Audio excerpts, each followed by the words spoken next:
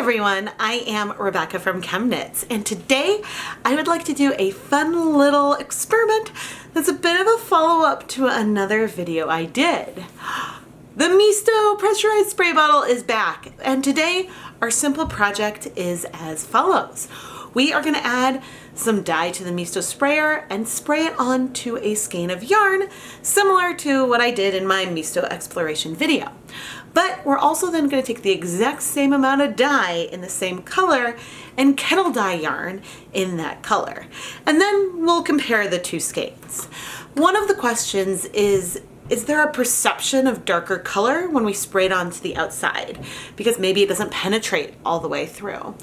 Or, I just thought that sounded like a really fun question, and I want to explore it today.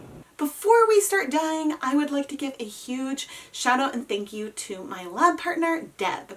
Deb, thank you so much for being my lab partner today, and I really hope you're going to enjoy this video and the yarn that we create. If you would like to learn more about any of the tools or equipment I'm using in this video, I do have affiliate links for the bare yarn, the Misto, and a lot of other items that I use down in the video description. Links are always clearly marked so you can tell if it's an affiliate link or just a regular link, so I hope that helps. But I like to try to share my favorite things so that way you can try to repeat these experiments at home. Now, a few other words of caution before we get started. When you are dyeing yarn with commercial acid dyes, you want to make sure all of the tools and equipment you are using are dedicated for dyeing yarn and aren't used for food. And when you're using this Misto spray bottle to spray onto yarn, make sure that you're wearing some kind of eye protection because you don't want to accidentally spray it in your face. That would be bad.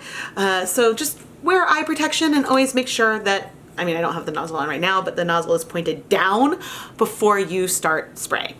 So let's go get started. Today we are going to dye some Bare Knit Picks Swish DK, which I've pre-soaked in some water with vinegar for about an hour. I forget exactly how much vinegar is in here, but we will be adding vinegar both to the kettle dye bath and to our Misto spray bottle. This is not high twist like the hawthorn we used in the first video, but it is a thicker yarn, so I'm not sure if we'll see something substantially different, but we will have some fun. I believe that filling the Misto half full to pressurize it is around half a cup, but I figured that I will mix the dye in these separate containers first, so that way we don't risk being off with our calculations. So far in each of these cups I've added 1 tablespoon of white vinegar just because I want to treat it the same. And let's go ahead and add and make a mess. We're going to add a 1/4 cup of a 1% stock solution of Dharma True Black. And this is what we're going to do. I think I guess I'll just wipe that up. This is why I protect my work surface with a tablecloth, so that way we can clean up any spills. Now I'm going to take one of these and add it to the Misto bottle. Actually, that's not very much liquid at all, but we will see, and we'll keep track, and if I want to add more color to the other cup, then I will do that at a later point. Now, as I mentioned, everything we're using is dedicated for dyeing yarn and not used for food, and that obviously goes for the Misto as well. And my safety glasses are on, and I'm going to grab a little tray to use while we are spraying our yarn, because I'm going to go ahead and start with that. We did pre-soak this yarn, but I just sprayed out most of the liquid from it. I am going to pump up the Misto. Someone had a really good idea, which I think, oh dear. See, that's why. But to put like a note on the bottle so you know which way the sprayer goes, but that's why you wear glasses. Goodness, a drop landed on the pre-soaked yarn. But I think one of the problems with adding an arrow onto here, maybe I should do like a temporary one, because I believe that this can turn. So anyway, let's start spraying. And I'm trying to spray lightly, and once some of the pressure goes down, I will pump it up some more, trying to keep the nozzle down, and we will rotate and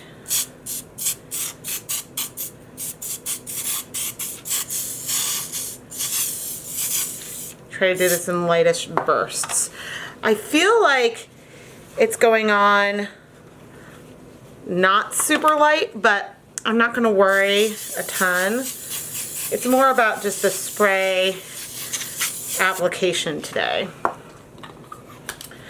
And coming in occasionally to re-pump and shift, looking for undyed areas.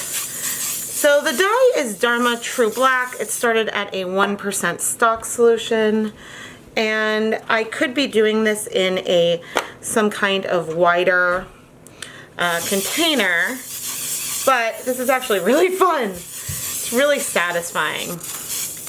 I would love to have an actual airbrush at some point.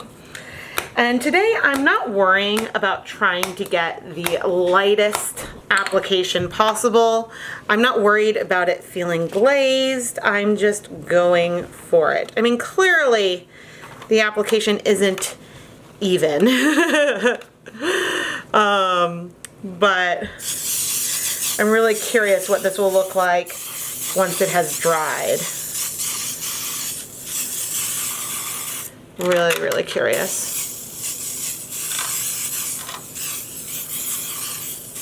It is definitely starting to get more saturated though as time goes on. But as we move it, we can find new areas. At some point I will run out of dye. And that actually might be sooner than I think.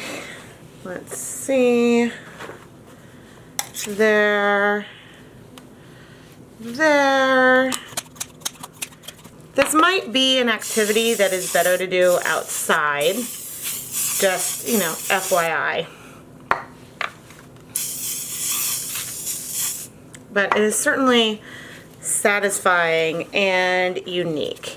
And I think that with a proper bottle, it wouldn't be hard to do this on a greater volume of yarn at a time necessarily. Especially if you could have the yarn really spread out as you were doing it. But, you know, it is not the most time-effective way to get coverage on yarn. But we don't want an even coverage. So, let's see. The other thing to remember is that as time goes on and there's less liquid in here, you should pump it more because there is less liquid in there and more space for air. And I'm looking for the areas with the least amount of coverage.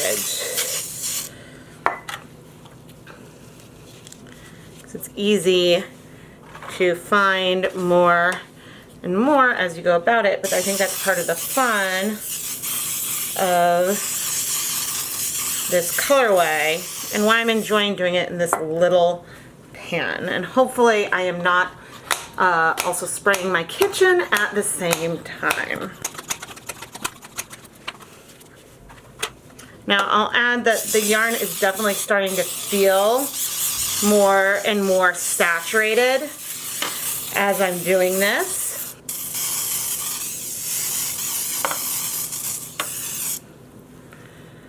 Let's see, I have a feeling we are about done. Now my plan is to steam this above the yarn that we're going to kettle dye. So that's my plan, but we'll see. We keep finding more, which is pretty fun. Let's see.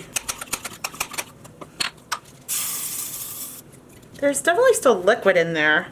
Could be hard for it to get in the straw though.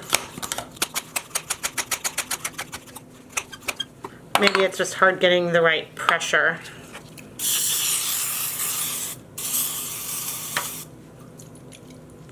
Still hear liquid. I think this might be the final. That was a good burst. Okay, still hear liquid.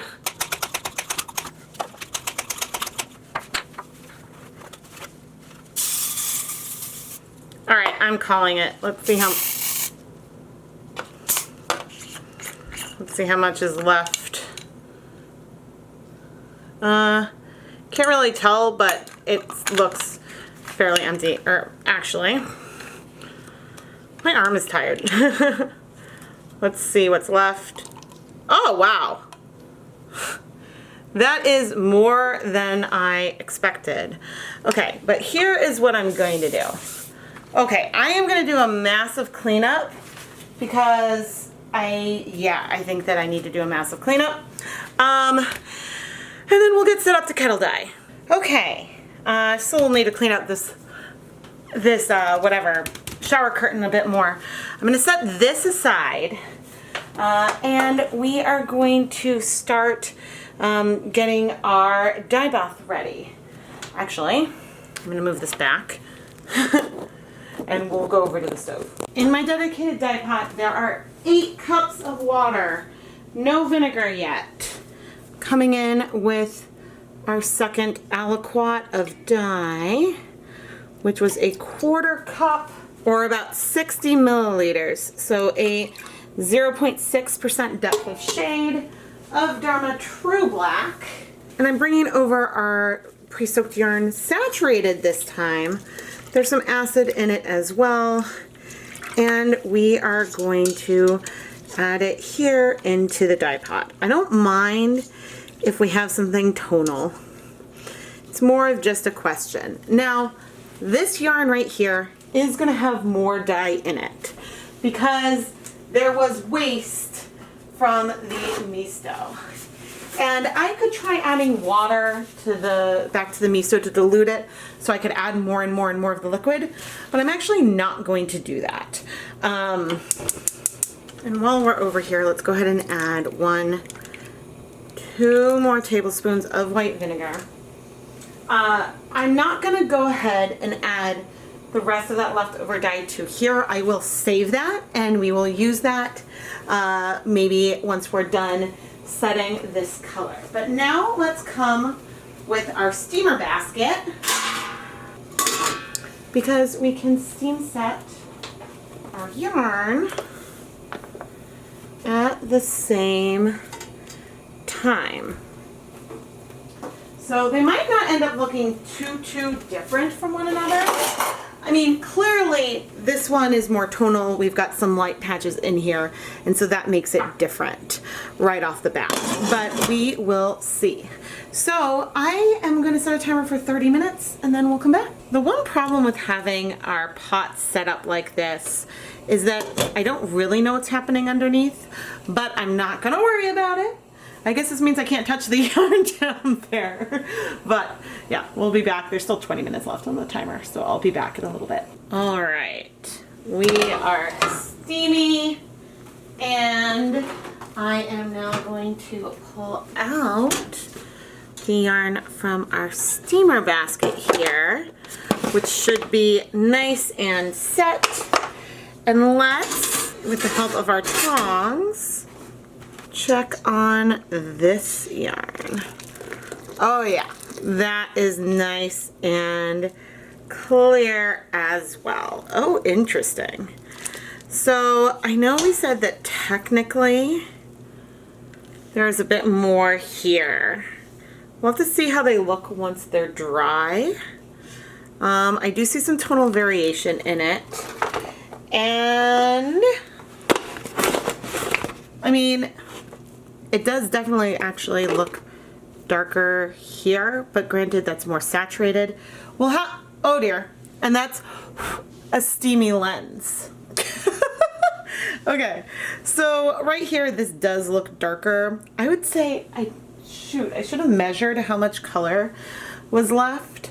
I'm assuming maybe it was a little over a tablespoon, so maybe 20% difference, which shouldn't be a huge difference, but I do believe the tonal screen does have more liquid in it right now, so that could be a reason also why it appears darker, but since this one has bits of white in it, that could also be a reason. But either way, I'm gonna set this aside and we're gonna take that last bit of dye, which I rinsed out all the cups and everything that we had left. Okay, I'm coming in with a skein of dry Swish DK yarn, poking it in, and from our True Black, from what was left, we've got this beautiful, beautiful gray.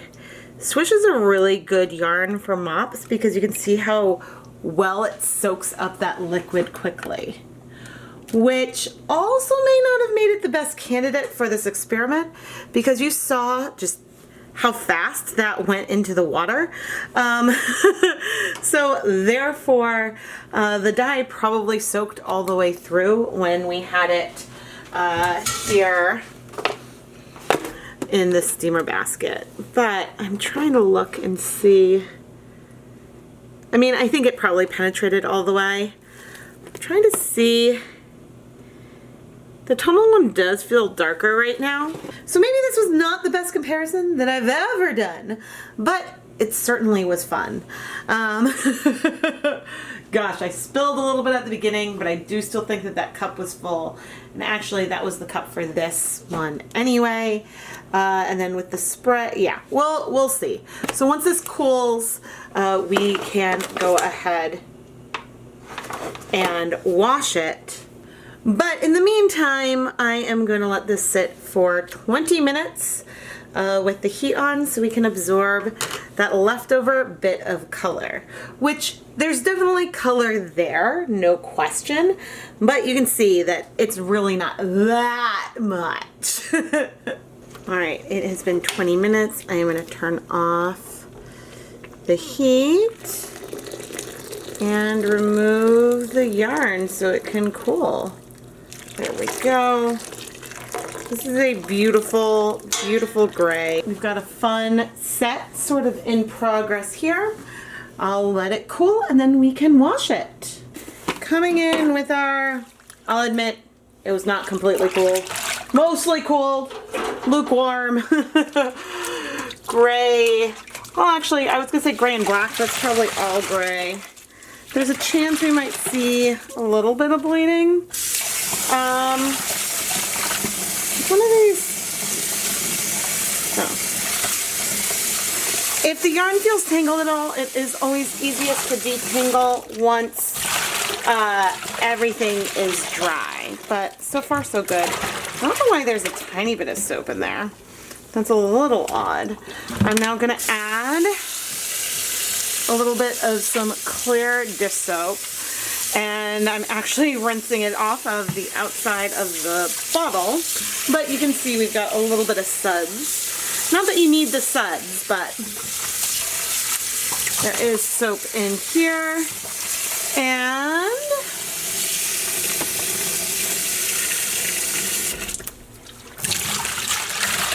all of the color is in our yarn. So now I'm going to rinse the soap out, put the yarn through my spin dryer, hang it up to dry, and we'll come back and see how the yarn turned out. Here are the 3 skeins of yarn that we dyed. One we sprayed with the Misto, one we kettle dyed, and then one we used with the leftovers. Of all of these, the leftovers is the most semi-solid.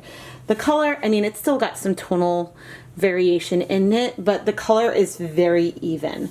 There's a lot more tonal variation in our kettle dyed, and then even more, absolutely even more here in the Misto spray.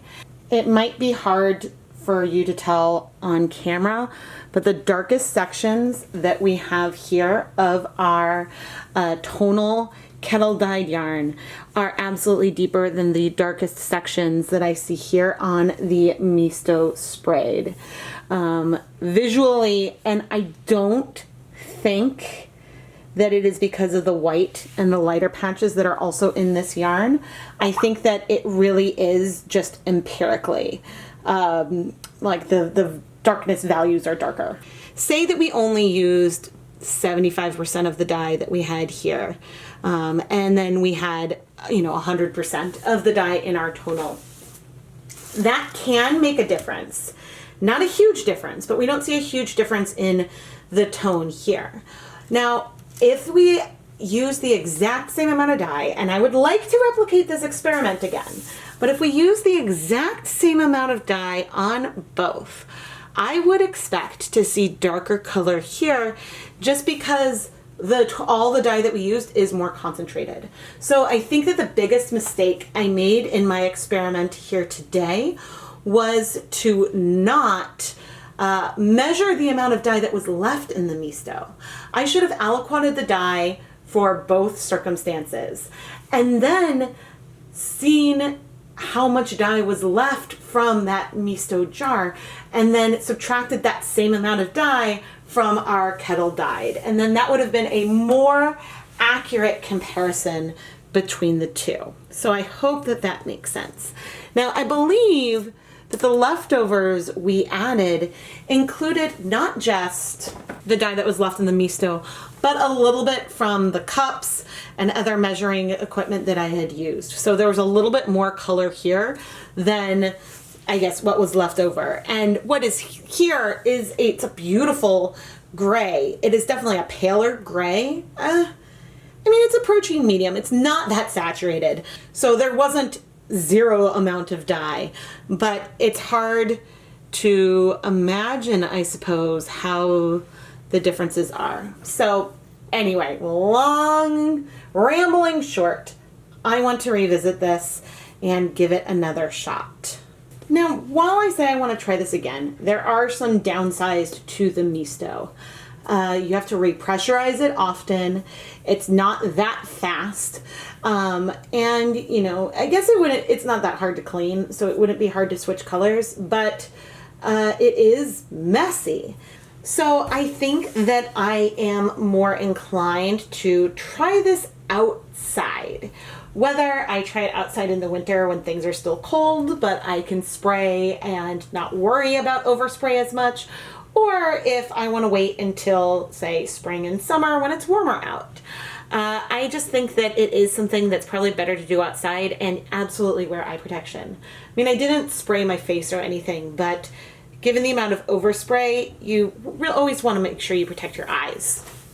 To be perfectly honest, I don't think that this is where I thought we were going to end up, but I am still really glad that I tried it. Deb, thank you so much for being my lab partner today, and I really hope you're going to enjoy your yarn. If you would like to learn more about how you at home can become a lab partner and get shout outs in an episode of Dyepot Weekly plus yarn that I dyed in the video, go and check out the listings in the ChemKnits Creations Etsy shop. There are 2 different ways to sign up. In one, you can sign up to be a lab partner, tell me colors to avoid, pick the yarn base, and then I will start filming a video with your preferences in mind.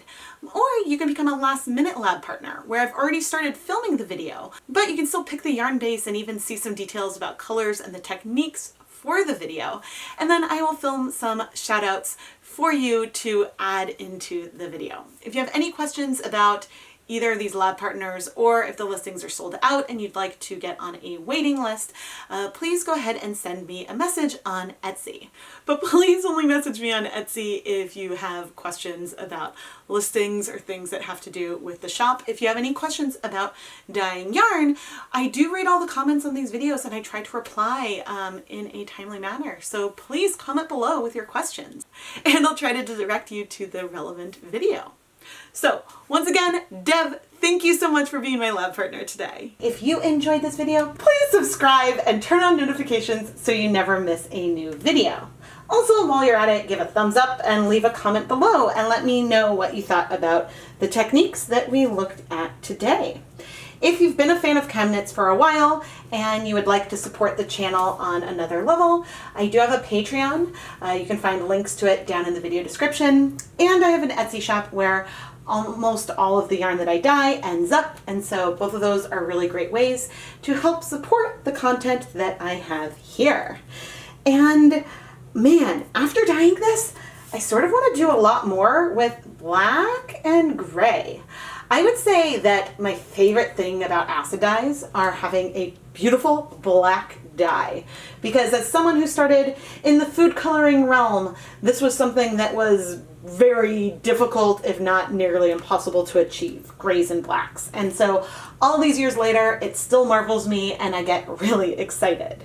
But anyway, I am Rebecca from ChemKnits, and thank you so much for watching.